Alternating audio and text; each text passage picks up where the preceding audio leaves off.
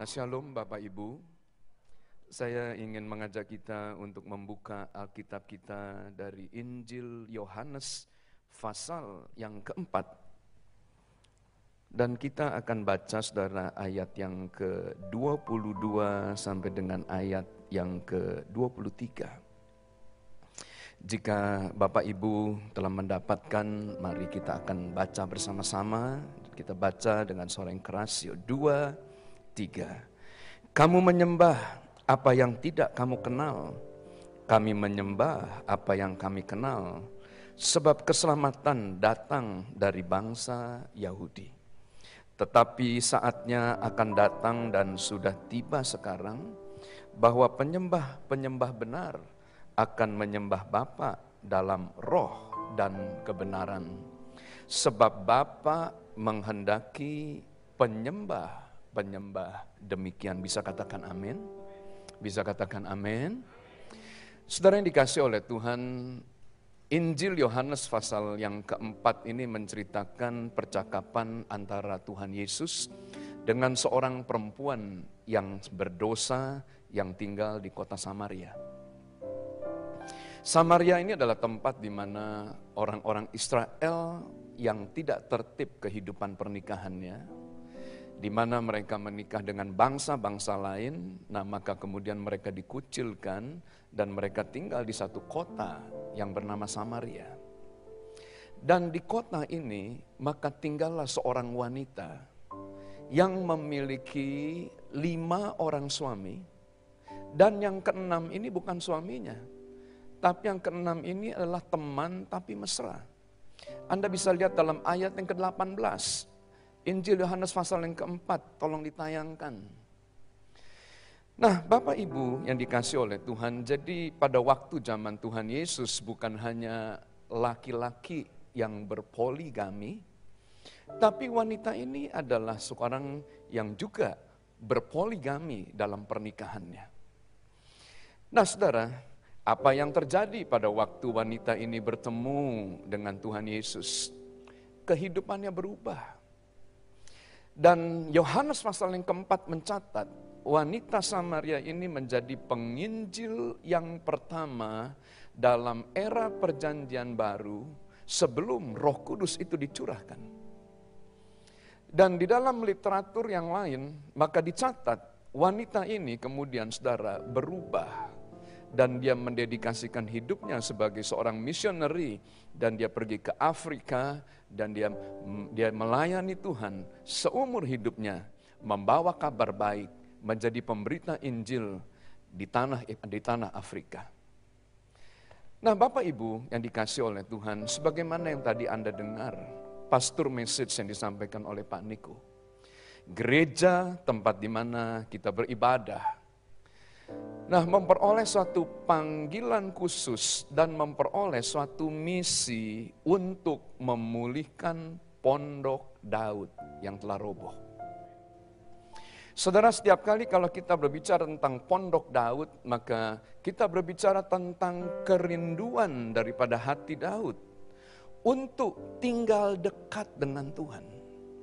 Oleh sebab itu Daud memindahkan tabut perjanjian yang ada di Kiryat Yarim, kemudian kembali ke kota Daud, supaya Daud itu kemudian bisa hidup dekat dengan Tuhan. Dan Alkitab mencatat 7 kali dalam satu hari, Daud sujud menyembah Tuhan, memuji Tuhan di bait Allah, yaitu di Pondok Daud. Apa yang dilakukan oleh Daud? Maka Daud kemudian mengumpulkan 2.000 orang penyanyi dan pemusik. Dan kemudian saudara, Daud mulai kemudian membuat jadwal bagi semua pemusik dan penyanyi dan penyembah untuk melayani Tuhan 24 jam dalam satu hari, 7 hari dalam seminggu. Yang artinya siang dan malam, maka ada pujian dan ada penyembahan yang dipersembahkan kepada Tuhan. Nah, Bapak Ibu yang dikasih oleh Tuhan, mengapa kita perlu memuji Tuhan? Mengapa gereja perlu menyembah Tuhan? Nah, pada satu hari, ada seorang jemaat yang bergereja di tempat kita, Nah, dia kemudian saudara memiliki profesi sebagai seorang co-pilot. Dan dia mulai membawa penumpang dari kota Medan menuju ke kota Banda Aceh. Pada waktu kemudian dia menerbangkan pesawat itu bersama-sama dengan pilot, maka tiba-tiba terjadi kerusakan mesin. Dan kemudian saudara, pesawat itu meninggalkan ketinggiannya. Dan pesawat itu saudara mulai jatuh. Pilot memutuskan untuk membuang semua aftur yang ada, bahan bakar yang ada, dibuang semua. Dan kemudian mereka siap untuk melakukan pendaratan darurat. Pada waktu kemudian saudara, pesawat itu turun dari ketinggian tertentu, maka co-pilot ini ingat. Pemazmur berkata bahwa Allah yang kepadanya kita beribadah adalah Allah yang bertahta di atas pujian daripada umatnya. Maka kemudian saudara, pada waktu pesawat itu kemudian turun, maka dia menyanyikan satu lagu. Saudara, pesawat itu kemudian turun dengan begitu cepat dan tiba-tiba terdengar satu dentuman yang sangat keras seperti bunyi bom. Karena pesawat yang terbuat dari besi itu menyentuh tanah. Dan kemudian saudara, terdengar suara yang lebih keras lagi. Oleh karena pesawat itu kemudian saudara menabrak pohon kelapa. Jarak tempat duduk antara pilot dan co-pilot itu hanya berapa senti saudara. Yang satu pada waktu dalam keadaan yang susah, dia tidak panik, dia tidak mengeluh. Tapi kemudian dalam kepanikannya dia mulai memuji Tuhan dan Tuhan hadir. Saudara tahu apa yang terjadi? Saya menghadiri pemakaman daripada pilotnya.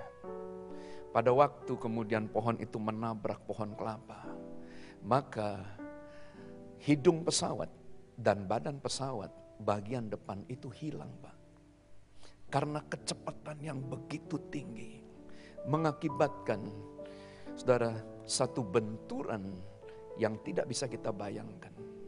Saya melihat bagaimana kemudian wujud daripada pilot itu, sesuatu yang tidak bisa diceritakan. Dan kemudian pesawat karena masih dalam keadaan kecepatan yang tinggi, maka kemudian akhirnya pesawat itu hidungnya masuk ke dalam rawa-rawa. Dan mereka tidak bisa keluar, saudara. Aftur dari sayap pesawat itu mulai kemudian mengalir. Nah, seringkali kita tidak tahu bagaimana Tuhan bekerja.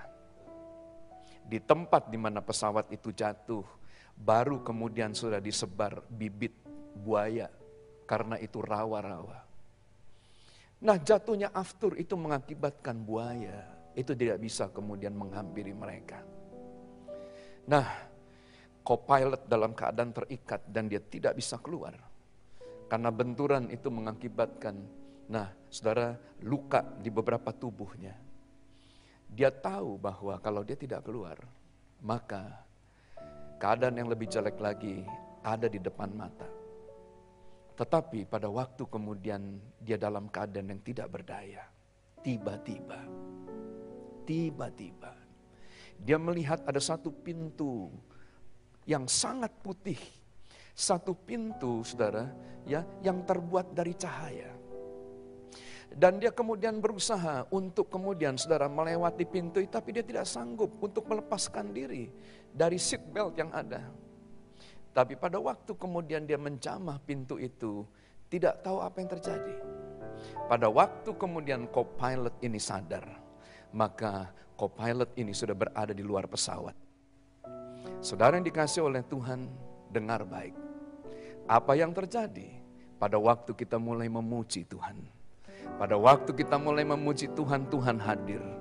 Pada waktu Tuhan hadir, maka Tuhan berkata, "Aku adalah pintu," kata Tuhan. Saudara, mungkin Anda melihat di kiri tidak ada jalan keluar, di depan tidak ada jalan keluar, di sebelah kanan tidak ada jalan keluar. Pada waktu Tuhan hadir, maka Tuhan akan memberikan solusi dan jalan keluar buat kita semuanya. Yang mengerti, berikan tepuk tangan yang meriah buat Tuhan. Berikan tepuk tangan yang lebih meriah lagi buat Tuhan. Bapa, Engkau baik. Bapa, Engkau baik. Kau selalu baik kepadaku. Bapa, ku cinta Kau. Aku memujimu. Aku memujimu. Aku menyembahmu. Ku nyanyi haleluya.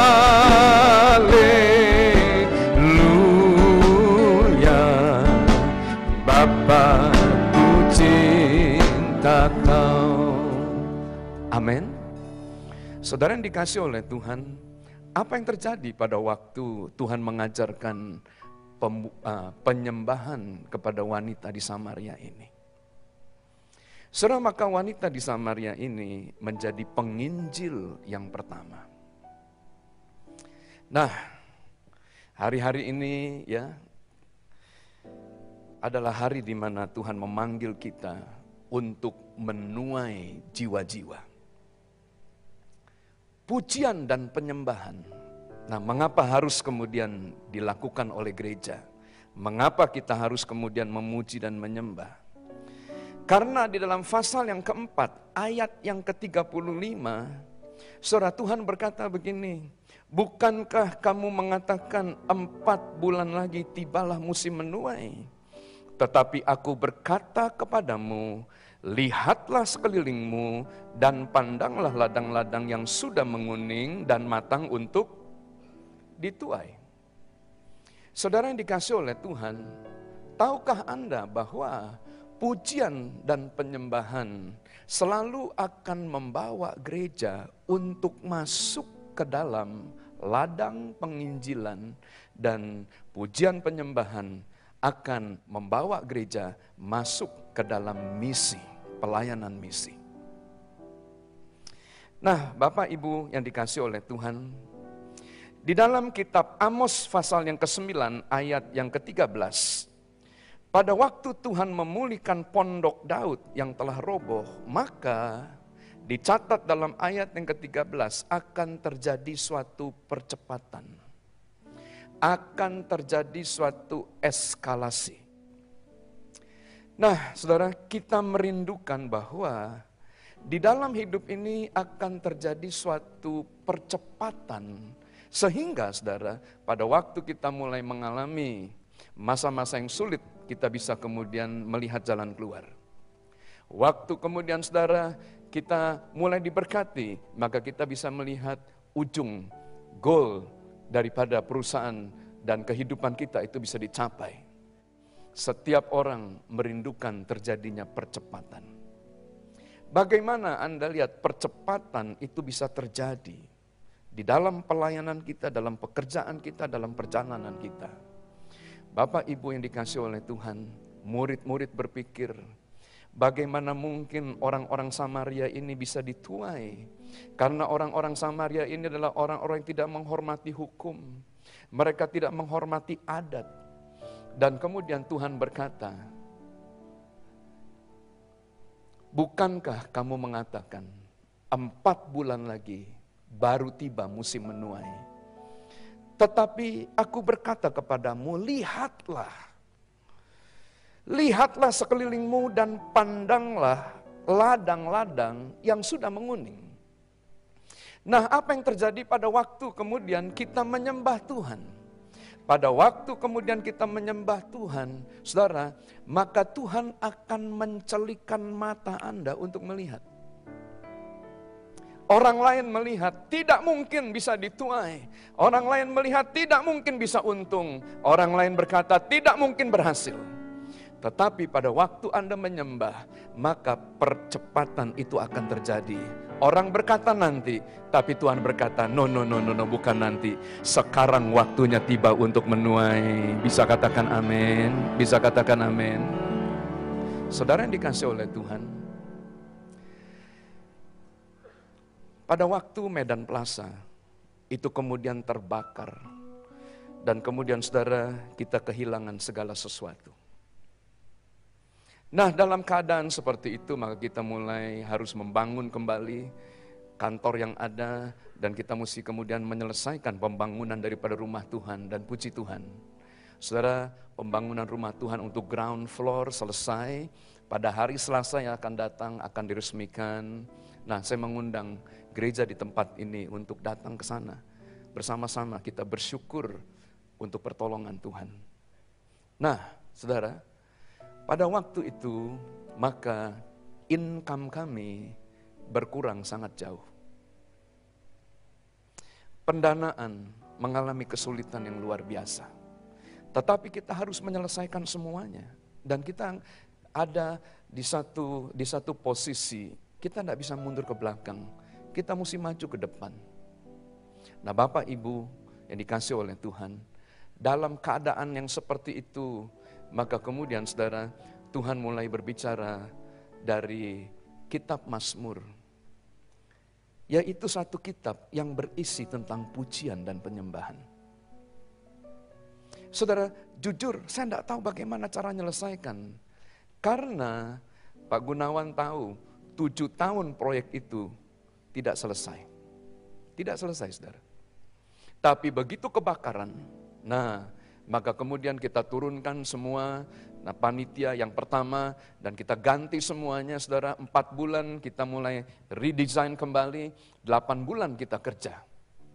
Dan selama 8 bulan itu yang kami lakukan hanya satu, saudara.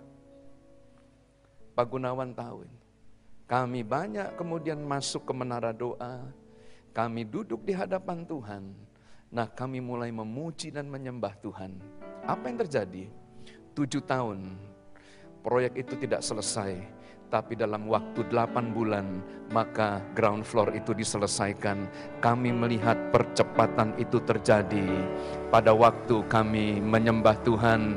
Yang mengerti berikan tepuk tangan yang meriah buat Tuhan. Berikan tepuk tangan lagi yang meriah buat Tuhan. Siapakah aku ini, Tuhan? Jadi biji matamu. Dengan apakah ku balas Tuhan, selain puji dan sembah Kau? Selain puji dan sembah Kau, selain puji dan sembah Kau.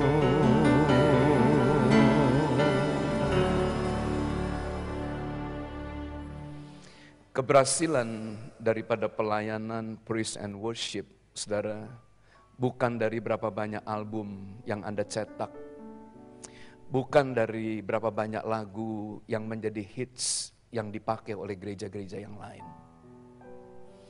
Saudara, buah daripada pelayanan, pujian dan penyembahan, yaitu gereja, jemaat, semua akan kemudian saudara masuk ke ladang penginjilan.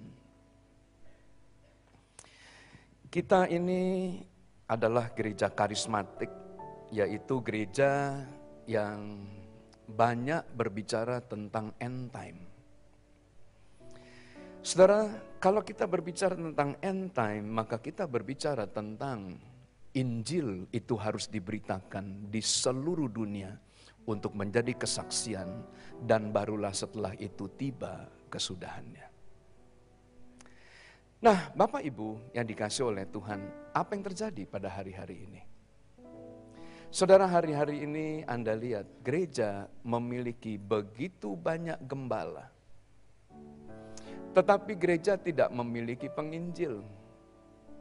Nah, contoh, saudara, berapa banyak gereja yang kemudian melahirkan misioneri dan kemudian mengirimkan misioneri untuk menjadi berkat buat bangsa lain, buat gereja lain. Kalau kita mulai melihat di dalam kitab Efesus pasal yang keempat, ayat yang ke-11. Maka Tuhan itu memberikan kepada gereja itu ada 5 jawatan. Ada rasul, ada nabi, ada pemberita Injil, ada gembala, dan ada pengajar. 5 jawatan ini diperlukan supaya gereja itu masuk ke dalam kedewasaan penuh. Gereja itu mengalami kepenuhan akan Kristus dan pengetahuan yang benar. Sehingga gereja tidak mudah diombang-ambingkan oleh pengajaran palsu. Nah, untuk ini semuanya maka diperlukan 5 jawatan. Nah, tetapi apa yang terjadi, saudara? Kemarin saya baru rapat dengan pimpinan-pimpinan aras-aras gereja yang ada kemudian di Indonesia. Dan hasil daripada pembicaraan itu sangat mengejutkan. Karena pada hari-hari ini, saudara, ya, Indonesia sudah tidak lagi memiliki penginjil-penginjil seperti tahun 85. Di tahun 80-an, pada waktu gereja masih belum berfungsi, jadi pada waktu itu maka persekutuan doa itu menjamur, dan persekutuan doa ini disebut para church. Nah, disitulah, saudara, Pak Niko itu lahir. Nah, disitulah Pak Arifin itu lahir. Dan Pak Niko dan Pak Arifin itu kemudian bergabung dengan Pak Alex, dan kemudian mereka mulai masuk ke gereja. Dan pada tahun itu maka ada begitu banyak penginjil seperti Pak Yeremia Rim pada tahun 85 dengan kasih melanda Jakartanya. Nah, saudara, ada begitu banyak Benny Santoso, Ben Soriton, Awon Datu, dan begitu banyak nama lain yang kita bisa sebutkan di era tahun 80-an. Nah, apa yang terjadi, saudara, penginjil-penginjil di tahun 80-an ini? Maka kemudian, saudara, ya, hamba-hamba Tuhan ini mulai mengembalakan. Dan mulai kemudian membangun gereja. Dan kemudian, saudara, penginjilan itu dimulai dengan membuka gereja. Sehingga pada waktu kemudian, saudara, ya, para pemusik kita, para penyembah kita, nah dikirim ke Amerika, nah dikirim, saudara, ke Hong Kong, nah ke kota-kota lain. Dan apa yang mereka lakukan? Mereka mulai membangun gereja. Dan kemudian, saudara, gereja mulai dipulihkan menjadi satu organisasi yang kuat. Dan gereja hari ini menjadi suatu organisme yang sangat-sangat kuat. Tetapi pertanyaannya, apakah kemudian di era tahun 2000-an lebih ini, gereja memiliki penginjil-penginjil? Apakah kemudian saudara gereja mulai memiliki misioneri-misioneri yang dikirim untuk memberkati bangsa-bangsa? Why? Bapak Ibu yang dikasih oleh Tuhan, ya, kalau Anda lihat, saudara, ada ketimpangan di dalam 5 jawatan ini. Karena yang berperan dalam gereja itu hanya kemudian gembala sidang. Tetapi yang namanya penginjil, yang namanya kemudian saudara guru, yang namanya nabi, tidak memperoleh fasilitas yang sama di dalam gereja. Dan apa yang terjadi? Maka kemudian saudara, penginjil-penginjil mulai membuat yayasan-yayasan. Dan kemudian saudara, mereka mulai melahirkan penginjilan-penginjilan. Kenapa Anda lihat, saudara, penginjilan-penginjilan harus di bawah yayasan dan bukan berada di bawah gereja lokal? Nah, untuk hal ini, saya tidak mau bicara di mimbar ini, kita bertanya saja pada rumput yang bergoyang.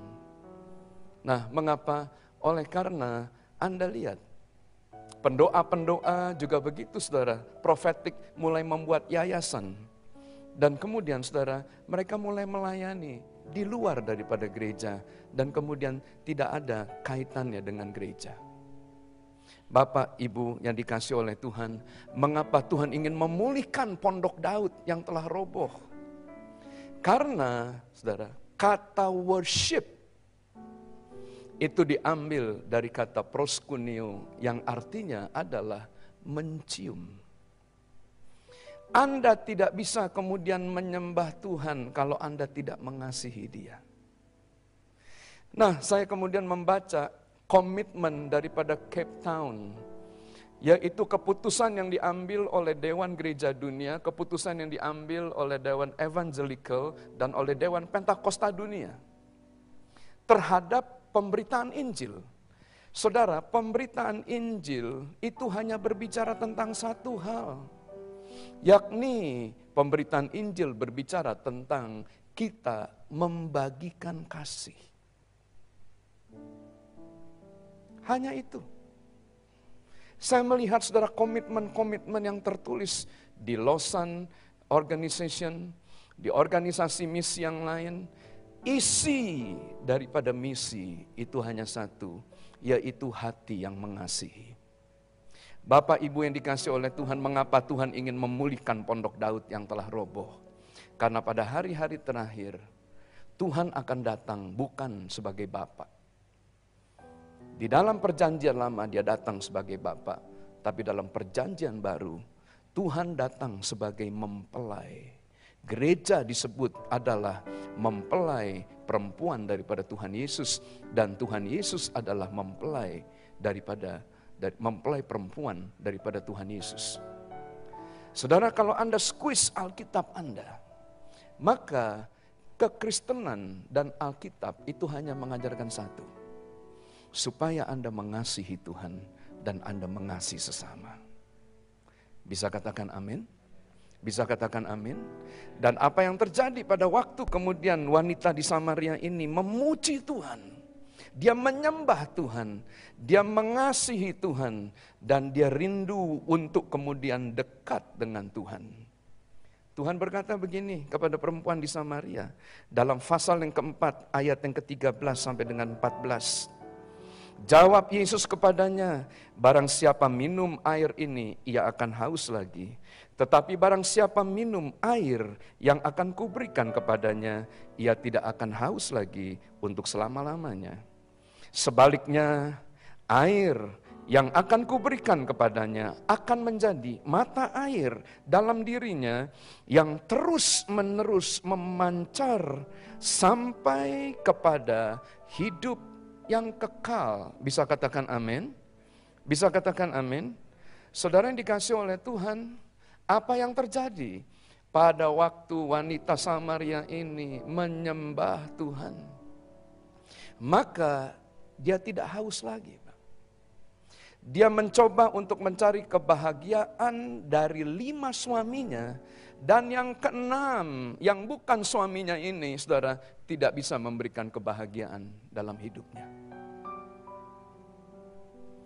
Siapapun Anda, apapun jabatan Anda, saudara, ya, Anda tidak akan bisa merasakan dan menikmati kepuasan atau rasa puas jika Tuhan tidak memenuhi Anda. Saudara boleh buka di dalam kitab Pengkhotbah. Pengkhotbah itu ditulis oleh seorang yang paling kaya yang pernah hidup dalam sejarah orang Israel, dan orang yang paling berhikmat di dalam seluruh sejarah raja-raja. Tidak ada orang yang melebihi hikmat dan kekayaan daripada Salomo. Pada masa tuanya, maka dia menulis kitab Pengkhotbah yang dimulai dengan perkataan begini, semuanya sia-sia. Dan diakhiri dengan kata, semuanya juga sia-sia.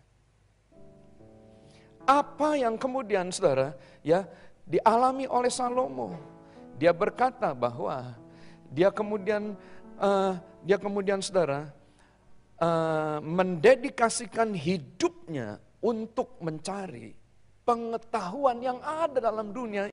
Dia berpikir kalau dia memperoleh pengetahuan dalam dunia ini dia bahagia. Waktu dia kemudian mengerti segala sesuatu, dia berkata begini, dalam banyak hikmat ada banyak kesusahan. Pada waktu dia mengumpulkan kekayaan yang besar, yang dikejar oleh begitu banyak orang, kekuasaan yang besar, yang begitu banyak dikejar oleh orang, maka dia berkata, makin banyak Anda mengumpulkan kekayaan, makin banyak orang yang akan menghabiskan kekayaan Anda. Pasal 5. Saudara, dia menyelidiki segala sesuatu dan dia merasa kosong. Why? Di pasal yang terakhir dia berkata, oleh sebab itu anak-anak muda, hanya satu yang menjadi pesan, takutlah akan Tuhan. Why? Menurut Anda, seberapa besarnya Tuhan? Anda mau mencoba untuk memasukkan popularitas untuk kemudian saudara memenuhi kekosongan hidup Anda. Apakah popularitas itu lebih besar daripada Tuhan? Apakah kemudian harta kekayaan dan kekuasaan itu lebih besar daripada Tuhan? Saudara yang dikasih oleh Tuhan, dengar, selama dia belum memenuhi Anda akan merasa kosong. Anda akan merasa ada yang kurang. Sama seperti perempuan Samaria ini. Tapi begitu kemudian dia menyembah, maka apa yang terjadi? Tuhan tidak memberi yang lain. Siapakah kehidupan di dalam Injil Yohanes? Injil Yohanes pasal yang ke-14 ayat yang ke-6, Alkitab berkata, Akulah jalan dan kebenaran dan kehidupan. I am the way, the truth, and the life. Saudara, waktu wanita ini menyembah, Tuhan tidak memberikan kekayaan daripada dunia ini. Tapi Tuhan berkata, aku berikan diriku sendiri kepadamu. Tuhan memberikan hidupnya kepada wanita ini. Dan apa yang terjadi? Saudara yang dikasih oleh Tuhan, pada waktu Tuhan memenuhi kehidupan Anda, maka Anda akan puas dengan hidup Anda. Anda akan bahagia dengan hidup Anda. Kalau saya boleh bertanya pada pagi hari ini, apakah Anda puas dengan Tuhan? Apakah para pemusik, para penyembah, apakah kita puas dengan Tuhan? Atau kita perlu kemudian menambah Tuhan dengan yang lain? Mengapa? Tuhan sangat menyenangi Daud. Daud itu berasal daripada suku Yehuda, di mana Tuhan memberikan tanah yang berlimpah-limpah susu dan madunya.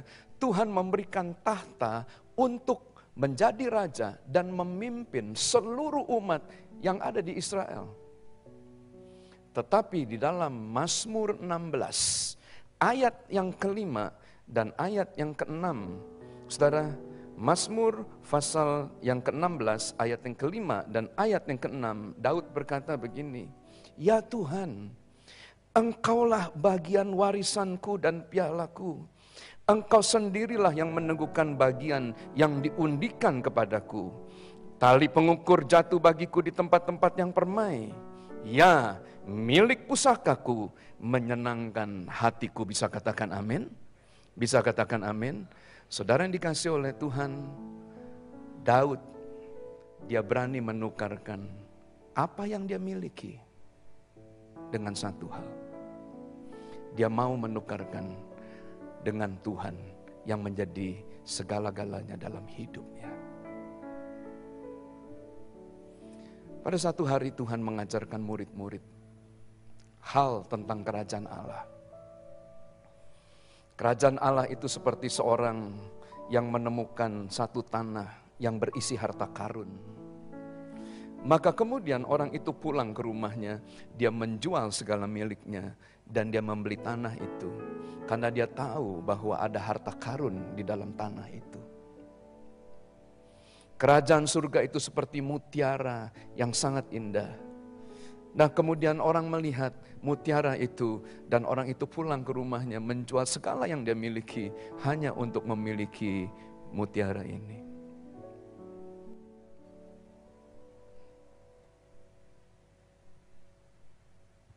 Daud, dia seorang raja yang tidak pernah terkalahkan. Tidak ada peperangan, dia pulang dalam keadaan kalah. Dia selalu memenangkan peperangan-peperangan melawan musuh-musuhnya. Dan kemudian saudara, dia mengumpulkan begitu banyak jarahan. Tapi pada waktu kemudian dia dalam keadaan yang seperti itu, maka dia menulis satu Mazmur. Bagaimana dengan gereja di tempat ini?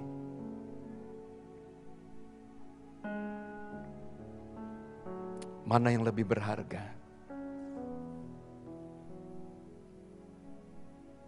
Popularity?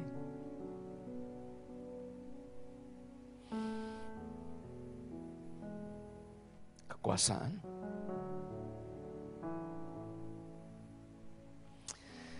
Saya ingat pada suatu hari ada seorang pengusaha yang datang, dan pengusaha itu menangis dengan keras. Dan pada itu bertanya, apa yang terjadi? Maka pengusaha ini berkata, saya kehilangan usaha saya bangkrut dan saya habis, saya tidak punya apa-apa. Dan pengusaha ini menangis, saudara. Pada berkata, sebentar, hentikan dulu tangis kamu. Dan kemudian saudara, beliau bertanya, pada waktu kamu kehilangan perusahaan kamu menangis seperti ini. Tapi pada waktu kamu kehilangan Tuhan, apakah kamu juga menangis seperti ini?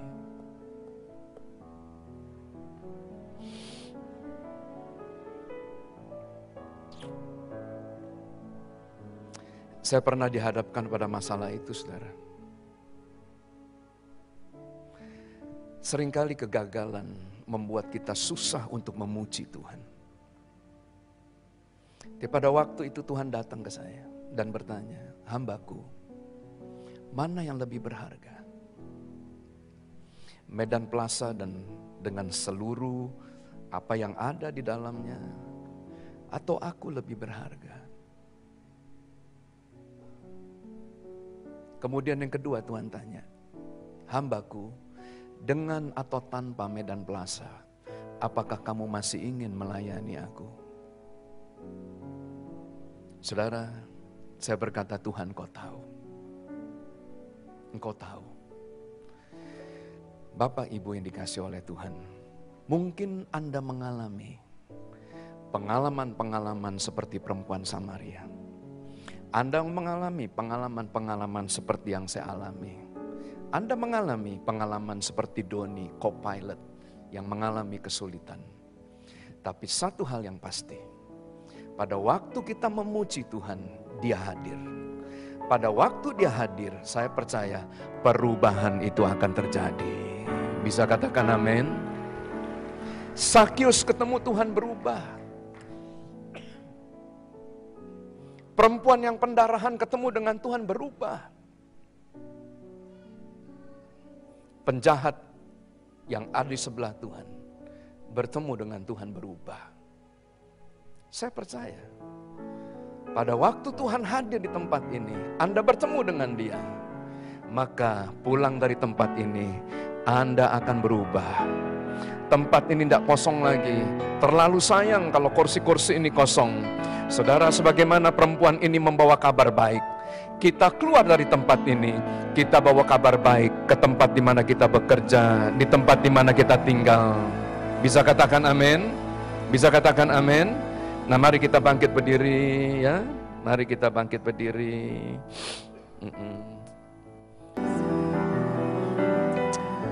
Pada waktu Yohanes melihat keadaan yang ada di surga, maka kemudian Yohanes sujud menyembah. Karena dia melihat malaikat Tuhan yang luar biasa. Tapi pada waktu Yohanes kemudian menyembah malaikat, maka malaikat berkata, janganlah berbuat demikian. Aku adalah hamba sama seperti engkau dan saudara-saudaramu yang memiliki kesaksian Yesus. Sembahlah Allah, karena kesaksian Yesus adalah roh nubuat. Saudara, apa yang terjadi waktu Anda menyembah Tuhan? Dengar, Anda tidak perlu takut dengan masa depan Anda. Karena perkataan-perkataan nubuat Tuhan akan taruh dalam hidup Anda. Mimpi-mimpi, penglihatan-penglihatan. Mata Anda akan dibuka untuk melihat tuaian. Orang tidak bisa melihat, Anda melihat. Orang tidak bisa mengerti, Anda mengerti. Oh rabatakaralamatu ya ralabarabara. Tuhan, siang ini dalam waktu yang singkat, hamba-Mu berdoa, mari ya Tuhan, curahkan urapan-Mu. Curahkan urapan-Mu Tuhan, berikan kepada kami jubah pujian. Oh ya ralama sando. Siki nama ya ralamatur ya ralabarabara. Engkau memberikan penglihatan-penglihatan. Engkau memberikan mimpi-mimpi. Engkau memberikan nubuatan-nubuatan. Tuhan, berikan kepada kami jubah pujian. Oh ya ralaba ya ralama ya ralabarabara. Berikan selimut itu ya Tuhan. Nama ya ralama sando ralabarabara. Oh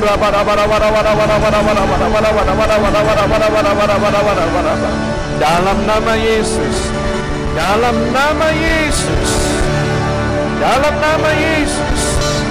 Yes, terima.